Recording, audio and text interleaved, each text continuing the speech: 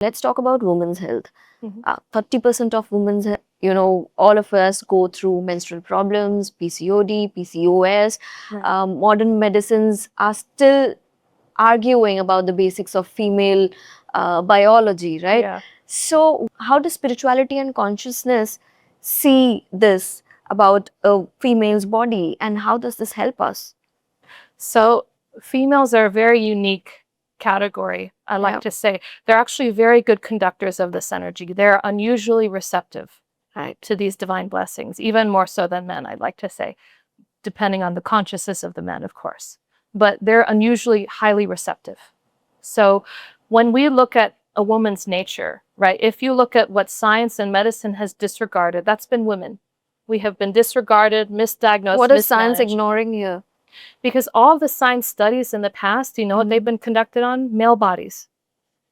There are distinct differences between a male and a female body, Okay. right? Huge differences in hormones, system regulation, everything, even our own bladders, right? The size of our organs, Yeah. the way they're connected and operate, everything's different about us, right? And the sensitivity, right? We go through cycles. Men are more linear. We go through cycles. We ebb and flow. We follow pathways that nature follows, right? We are probably more sensitive and in tune with nature than the average man is, right? That is our gift as well as our highest detriment. But as a result, because science, that's why they're the biggest, consumer of the wellness industry, because they've been ignored for so long, right? We haven't conducted enough studies on women to truly understand them. So our physiology and our health was assumed. Our physiologies were always assumed by science and medicine. It was never affirmed. It was never studied or investigated properly. We were treated as men with breasts, and that's not the truth at all, right? We're very distinctly different. Yeah. So we've been vitally misunderstood. And whenever you go to a doctor, right, you give them a problem you're facing, they're always said that's normal, or just being a woman, or, they find a problem with anything. We're considered overly sensitive, too emotional, right? All these things are attributed to women. And while they are emotional, they are sensitive, but that's an intelligence. That's highly misunderstood by our society that does not appreciate it properly. That emotion and that intelligence, it is our very gift, and it is what makes us such good receivers and such good growers with this energy. Yeah. Right? Because what is this sensitivity? It's an inherent intelligence that lives in every single woman. That's why you say a woman's intuition is so strong, where she can feel the mood in a room before somebody else can, right? She can understand what's happening with her children from the other side of the world, right? There are certain things a woman just picks up on very easily. If you look at ecosystems worldwide, what are the I guess animals or creatures that collapse first when an ecosystem collapses? It's the most sensitive beings that collapse first, right? When you see an ecosystem fail, you see, frogs die off first. Okay. Right? Because they absorb toxicity more, right? There's something about the frog's physiology where they're more sensitive to toxicity. It reflects more, they die off faster. So they reflect a failing ecosystem first. Same thing with butterflies. You see, before food chains unravel, butterflies die. Right? It shows a lack of diversity in our ecosystem and in our environment. It shows that there's a failure somewhere in the chain, in the food chain. All of these things are starting to fail. Same way, if you look at women's health and what women are going through, women are more likely than men, much more likely to have a mental and emotional health problem diagnosable. Right?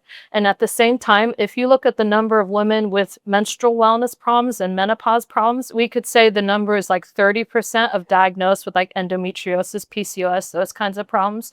But if you look at the actual statistically reported number of women who have things like heavy bleeding, who have like severe cramping, emotional mood swings, all these things that we're taught are normal as children and born and raised with as being normal. Like it's normal to have a heavy bleeding period for 10 days with no pain or a huge pain, right? Mood swings, or it could be 2 days, it could be 6 days. We don't know the number because it's so volatile. We can't predict what it will be for everybody. Right? If you look at the people who have pain and issues with their menstrual cycle and menopause, 75% of women, 75% of women, they all have issues with their menstrual cycle and their menopause, right? These are natural, normal cycles women go through. It's not pathology. It's not a disorder. It's not a disease. These are things that nature designed for us. These should be very natural and easy to go through, right? In the same way childbirth is intuitive and natural, these same things. We're seeing fertility rates, right? Decline as well, huge infertility, issues worldwide. Sure. We're seeing that at more time than ever, women are suffering. And you see, other cultures, women are gaining their independence, their empowerment and everything, and women are still the greatest sufferers on this planet. True. Right? And so what we're seeing is they are like a thermometer. They are a reflector. They are receivers. So what does that mean? That means they're a great measure for abundance, for growth, for prosperity, as well as a great measure for detriment and toxicity. Our environment, our world, our mental health, everything is in such severe levels of toxicity. We have put such distress on women and their bodies and their minds. They're like the thermometers, the temperature of the environment. When it's getting too hot, women reflect it first. So we're reflecting the state of humanity first with all of these huge problems. It's reflecting our food crisis, the toxicity in our food. Right? It's reflecting our mental health crises. It's reflecting everything. We're the first embodiment of it. Right? And also we're the first to resolve when things get better. We're the first to reflect the good. Right? We're probably the greatest receivers because of that sensitivity. So what women are showing now in this day and age is the state of our food. It's the state of our environment. It's the amount of toxic chemicals that we're using in our food. Because if you look at menstrual wellness, part of what estrogen is metabolized, it's metabolized within our gut. Our whole microbiomes are thrown off because of all the toxic chemicals. We need a solution without them. Science is dependent upon them. We can't produce. We're at the risk of losing crops without using these chemicals, right? We're killing off our soil. We're depleting our soil, ruining our groundwater, ruining our air, right? You go to India, you can't even breathe. It's so toxic, the air pollution here. I hear everybody coughing the moment I arrive. It's like our environment has deteriorated rapidly because we're not understanding how to make these things happen through other means.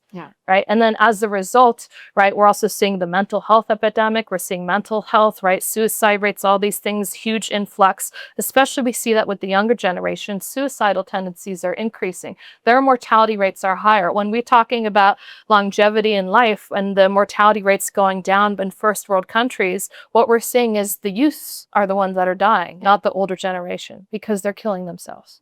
Depression and anxiety. Depression is so huge that people don't want to live on this planet anymore. That's how bad life is here. And so, right, women are reflectors of this. And we've seen that with the clinical trials, all of the women with this blessing, all of their menstrual health problems completely resolved. Everything reported. Right? Heavy bleeding, emotional problems, right? Poor fatigue and right? All these issues that they have completely resolved by the end of the clinical trial. And we've reported this number in over 300,000 people, like more than half of them women, because more of our clients are women than men, right? Because they experience the effects so dramatically. They experience it, completely resolutely. And so, they are great receivers for this energy, but they are the greatest indicators of a world in havoc, and they are the greatest implications that we have to show the effects of what this energy